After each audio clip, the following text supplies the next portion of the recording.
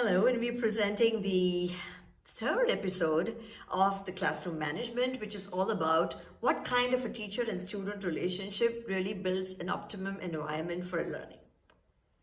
What we're saying is that if our relationships with our students are good, and then that's what can transfer our passion of teaching into their passion of learning. And there are some great ideas here, which we need to talk about today and understand. So we have talked about these 4 areas in an ongoing series. We've done the first one about rules and procedures. The second one was about, in spite of all of that, there would be rules which are broken. So what kind of disciplinary interventions do you need to have? And today we're talking about what kind of a teacher-student relationship works best for our classes. And the last episode will, of course, deal with the teacher's mental set. So there are 2 continuums that we are really looking at where a teacher-student relationship is concerned. All problems in life are caused because there is a breakdown in relationships. What's being said that there are 2 continuums. One is the continuum of dominance on one side and submission on the other. And there's another one which is cooperation on one side and total opposition on the other. Both these extremes don't work. So what is the meaning of dominance? We have all had very dominating teachers in our growing up years in our own country. Maybe we learned, but possibly that was not the best way of really transacting teaching and learning practices in the class.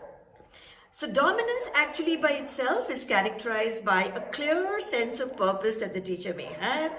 She's prepared for her class. She knows what she has to teach. She comes prepared. She doesn't waste anybody's time. That itself is exercising some dominance. But a very high level of dominance also doesn't get much done. Students are always in threat, in fear, and good learning doesn't happen. Similarly, cooperation means that I am concerned about my children, I'm concerned about all the students, I'm willing to talk to them, I'm willing to listen to their needs and understand what is it that they might want to learn regardless of what I have come prepared with them for.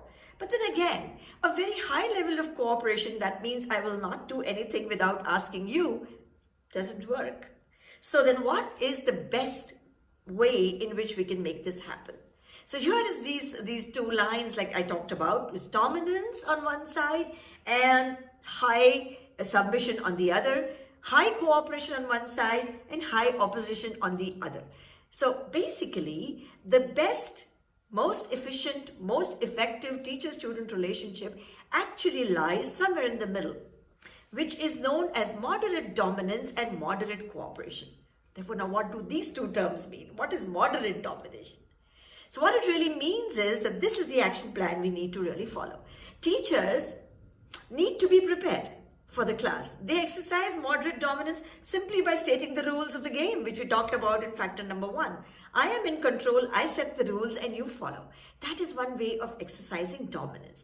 The other way is, of course, being thorough in your content knowledge, not going here and there, not losing your way as you're teaching, staying focused on the goal, also exercises dominance. What about cooperation?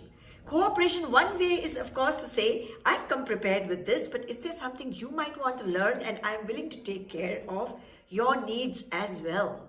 That is a very cooperative way of including the learner's needs in what you have prepared.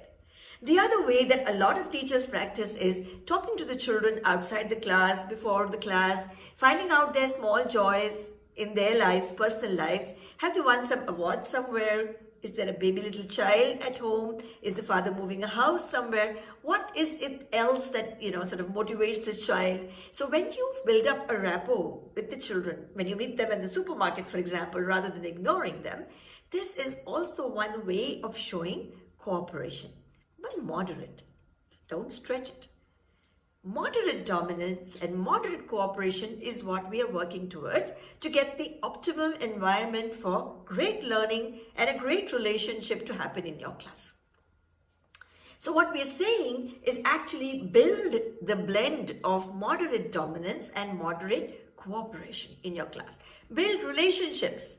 The rest will fall into place.